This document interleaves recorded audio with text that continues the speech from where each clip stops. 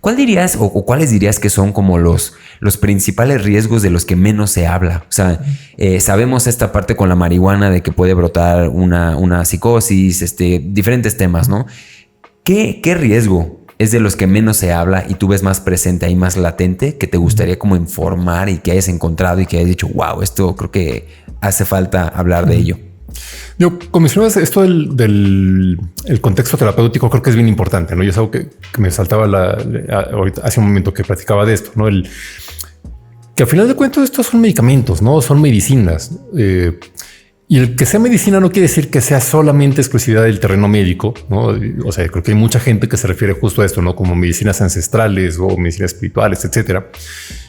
Y que tú no te tomas bueno, sí, aquí en México mucha gente se toma medicinas porque sí, porque se lo recomendó la vecina o porque le late que esto le va a ayudar. Sí. Y a mucha gente le funciona, ¿no? Claro. Pero también puedes empeorar cosas o producirte algo que no tenías o enmascarar algún síntoma. Y no estoy hablando de psicodélicos, hablo de cualquier tipo de automedicación, ¿no? Sí. Y bueno, lo mismo pasa con los psicodélicos, ¿no? Se requiere este acompañamiento y esta indicación y de determinar, bueno, a quién le va a funcionar, a quién no le va a funcionar y a quién le puede perjudicar, ¿no? O sea, a quién no solamente no le va a funcionar, sino a lo mejor puede salir peor. Y la otra es el acompañamiento terapéutico, ¿no? Bueno, ¿qué hago con esa experiencia? ¿No? Ya contacté con el todo, ya me uní con la divinidad y luego ¿qué hago con esto? ¿No? O sea, que esta experiencia no se quede en un rave o no se quede en un fin de semana y poder procesarla y poder trabajar con ella. Y ahí viene un proceso de terapia, ¿no? Ahora, ¿cuáles son los riesgos como más médicamente hablando? Realmente los psicodélicos, hablando de algunos en particular, ¿no? Porque psicodélico es un paraguas que abarca muchísimos fármacos y muchísimas sustancias, ¿no? Pero hablando exclusivamente, por ejemplo, de la psilocibina, del LSD, el DMT, ¿no? Principalmente estas sustancias que químicamente son como sustancias hermanas, que tienen que ver con la serotonina, que es principalmente en el neurotransmisor en donde actúan la mayoría de los antidepresivos que tenemos actualmente.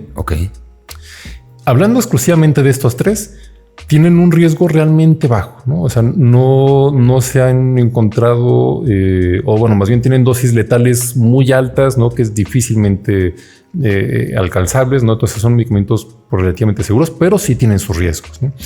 Existe el riesgo, por ejemplo, justo de trastornos psicóticos, ¿no? El hecho de que aparezca un episodio psicótico secundario al consumo de estas sustancias existe muchísimo menor que en cocaína, que en heroína, que en marihuana, que en otras sustancias, pero vaya, no es nulo.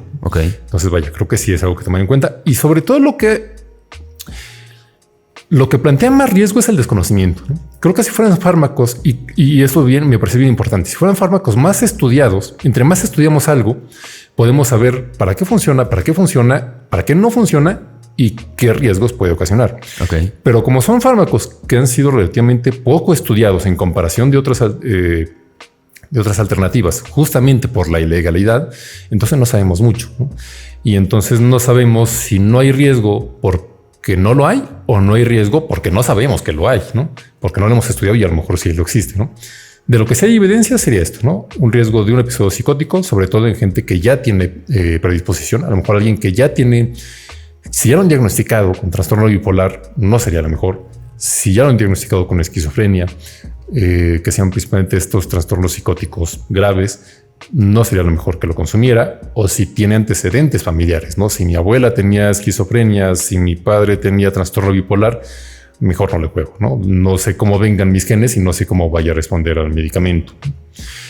La otra es que, bueno, estoy hablando, por ejemplo, de la psilocibina, ¿no? Pero, por ejemplo, la ayahuasca, que es una mezcla de varias plantas. Básicamente lo que son dos. Es una planta que lo que hace es justo tiene DMT, que lo que es actuar sobre estos receptores de serotonina, pero tiene otra planta que lo que hace es evitar que la serotonina se destruya. ¿Qué pasa si yo estoy tomando medicamentos, por ejemplo, antidepresivos, y entonces digo, los antidepresivos no me funcionan, voy a irme a un retiro de ayahuasca y no dejo los antidepresivos? Voy a tener demasiada serotonina porque no la estoy destruyendo por la ayahuasca, y aparte el antidepresivo que aumenta la cantidad de serotonina que tengo en mi sangre y en mi cerebro. Entonces ese exceso de serotonina también puede ser perjudicial y puede traer una intoxicación neurológica y puede traer riesgos graves, ¿no? Entonces sí es importante el tener una asesoría antes y el saber si los medicamentos que estoy tomando pueden interactuar con la ayahuasca, pueden interactuar con la psilocibina, pueden interactuar con el SDI, pueden traerme un mayor riesgo, ¿no? A lo mejor quizá incluso personas con hipertensión o que toman algún medicamento para la presión, también habría que ver en qué casos sí o en qué casos no.